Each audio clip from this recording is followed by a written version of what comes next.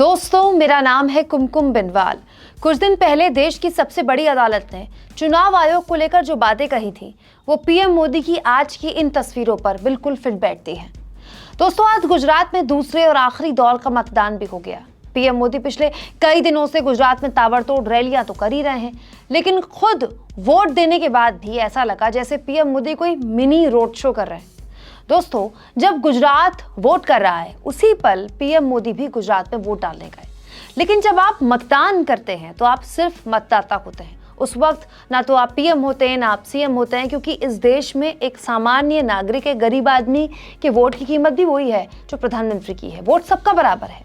PM की मतदान की इस तस्वीर को तमाम लोगों ने शेयर किया, जो कि अच्छी बात है। चलो, एक तरह की जागरूकता पैदा होती है कि देश के प्रधानमंत्री लाइन में लगकर वोट दे रहे हैं, इसमें कोई बुराई नहीं है। दिक्कत यह है दोस्तों कि मतदान के लिए पहुंचने से पहले, मतदान देते वक्त और मतदान के बाद की ये जो तस्वीरें हैं, ये आपको कहां से सही लगी? ये सब कुछ पब्लिक प्लेटफॉर्म में कैसे आई? मीडिया ने आज सुबह से गुजरात में पीएम के वोट डालने को ऐसा इवेंट बनाया कि पूछिए मत, जबकि सब जानते हैं कि चुनाव प्रचार एक दिन पहले खत्म हो चुका है। क्या ये पूरा प्रपंच वोटरों को प्रभावित नहीं करता? दोस्तों, वोट देने के बाद पीएम मोदी बिल्डिंग से बाहर निकलकर लोगों का इस तरह से अभिवादन स्वीकार कर रहे हैं जैसे कोई मिनी रोड शो हो रहा है। लोगों की भीड़ वहां पर लगी है। कई लोग बीजेपी के झंडे लिए खड़े हैं। क्यों? कौन है ये लोग? जब ये सब करने की इजाजत खत्म हो जाती है, जब वोट पड़ना शुरू होते हैं, उसके एक दिन पहले ही प्रचार खत्म हो जाता है। इन्हें कौन यहाँ लेकर आया? क्या ये बीजेपी के कार्यकर्ता हैं या बीजेपी के समर्थक हैं? अगर ये यहाँ खुद आए हैं तो क्या स्थानीय प्रशासन और चुनाव आयोग की जिम्मेदारी नहीं बनती कि वो देखे कि प्रचार खत्म होने के बाद भी किसी भी हाल में किसी एक खास पार्टी को अलग तरीके से प्रचार करने की इजाजत ना मिले या किसी भी तरीके से उसको प्रचार का मौका न मिल जाए?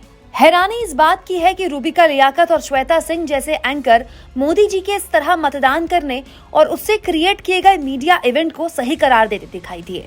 रूबिका लियाकत को तो इस मसले पर राजनीतिक विश्लेषक अभय दुबे से लाइव खरी खोटी सुनने भी पड़ गई कि आखिर क्यों मीडिया वाले पीएम मोदी के मतदान डालने पर भजन कीर्तन कर रहे हैं। कांग्रेस ने भी इस मसले पर मीडिया और चुनाव आयोग से सवाल पूछे। प्रधानमंत्री वोट देने निकलते हैं, 2.5 घंटे का रोड शो करते हुए निकलते हैं। आपकी मजबूरियां हैं, आप दिखाते हैं लाइव।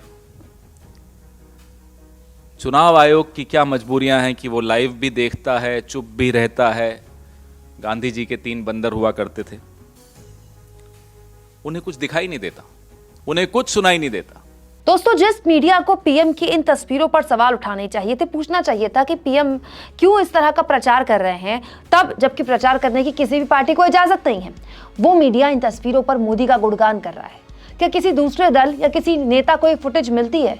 दोस्तों, अभी कुछ दिन पहले ही सुप्रीम कोर्ट ने कहा था कि कोई भी सरकार हो, अपनी हाँ में हाँ मिलाने वाले व्यक्ति को ही मुख्य चुनाव आयुक्त या चुनाव आयुक्त नियुक्त करती है। ऐसा तो हमने पहले कभी नहीं होते देखा कि वोटिंग हो रही है और वोटिंग वाले दिन चैनलों में एक पार्टी के सबसे बड़े नेता का सुबह से गुणगान चल रहा है। हाँ, एक नागरिक के तौर पर पीएम मोदी का अधिकार है कि वो गुजरात में जाए, मतदान करे, जो कि उन्होंने किया। लेकिन इसे सिर्फ एक तस्वीर तक सीमित ना रखकर घंटों का लाइव शो और उसमें मोदी के मैजिक पर डिबेट करना, वो भी उस दिन जिस दिन वोट पड़ रहे हैं, क्या चुनाव आयोग को नियमों का उल्लंघन नहीं लगता?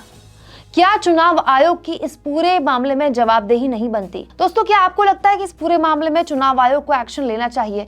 कमेंट बॉक्स पर अपनी राय जरूर दें। और दोस्तों, हमारे फ्री जर्नलिज्म को इस वक्त आपके सपोर्ट की सबसे ज्यादा जरूरत है। वो तभी होगा जब आप थैंक्स के ऑप्शन का जितना हो सके उतना इस्तेमाल करेंगे।